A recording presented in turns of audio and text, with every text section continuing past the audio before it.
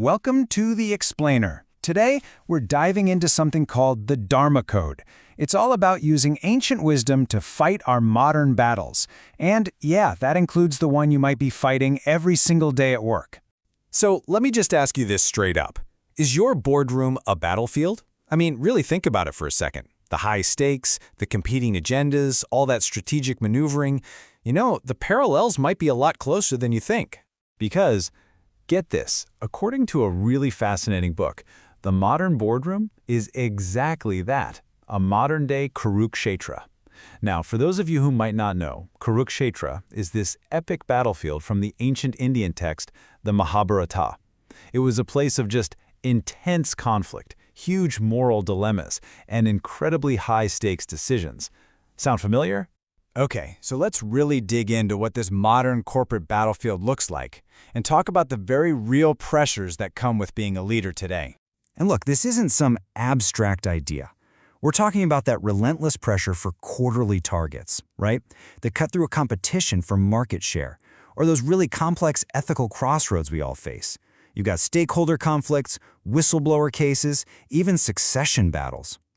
Every single one of these is like a little skirmish that just tests a leader's resolve to its core. So, how in the world do you navigate all of that?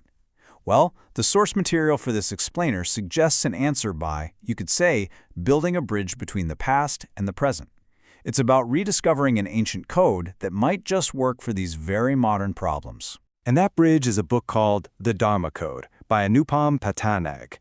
It's basically a guide that connects the wisdom from these ancient Indian epics directly to the kinds of high-stakes decisions that leaders are forced to make every single day. Now, the entire framework, the whole thing, rests on this one central concept, dharma.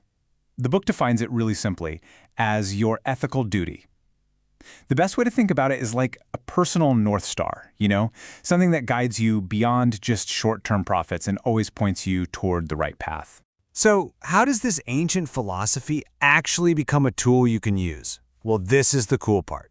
The book brings it to life through the timeless wisdom of these epic characters, using their struggles to shine a light on our own. Let's take the warrior Arjuna, for example. His moral hesitation right before this huge, monumental battle, it's legendary. What the book does is draw a direct line from that ancient dilemma to a very modern challenge. That feeling of ethical paralysis a leader gets when facing a tough, high-stakes decision that's going to have huge consequences. Or hey, think about Krishna. His power wasn't about brute force. It was all about strategic diplomacy. And that ancient strategy, it gives us a modern blueprint for negotiation, how to navigate those complex deals, not with aggression, but with real clarity and a sense of purpose. And you see the same parallel between ancient virtue and modern governance. You have Yudhishthira's just unshakable commitment to truth, and that becomes a powerful model for corporate transparency, which, let's face it, is the absolute foundation of trust with shareholders, employees, and the public. Okay, so this is way more than just philosophy, right? The book's whole goal is to turn these ancient ideas into frameworks you can actually use. So let's look at the tools it lays out for today's leaders. Yeah, this really isn't just a theoretical exercise.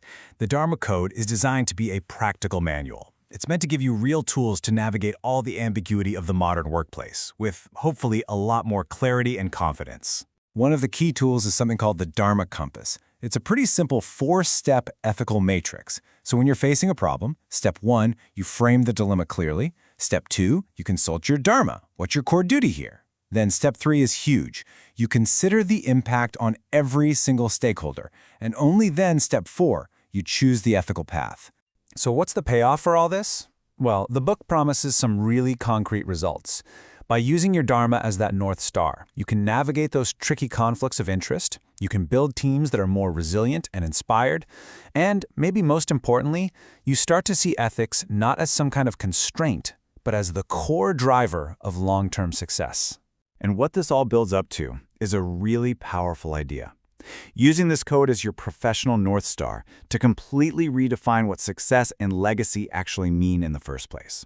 So here it is, the book's core argument. And it's a bold one. It says that having ethical clarity isn't a barrier to being competitive. It's not some obstacle you have to work around. No, it's the very foundation for any lasting success. This shift in perspective is just captured so perfectly in the book. It says, leadership is not about domination. It's about duty. I mean, that's a fundamental move away from just seeking power and toward truly embracing responsibility. And that completely redefines what a leader leaves behind. As the book says, the most powerful legacy you can leave isn't your profits, it's your principles. Wow, that really forces you to think about what's going to endure long after the next quarter's earnings report is forgotten. And let's be super clear here. The book argues this is not about looking backward or being stuck in the past. It's about taking this timeless wisdom and using it as a forward-looking strategy, a way to build an organization that is future-proof, resilient, and genuinely successful for whatever comes next. Ultimately, the Dharma Code leaves you with one simple, powerful question to ask yourself in the heat of your own professional battles. It's a question that's both a mirror and a compass. What is my Dharma in this moment?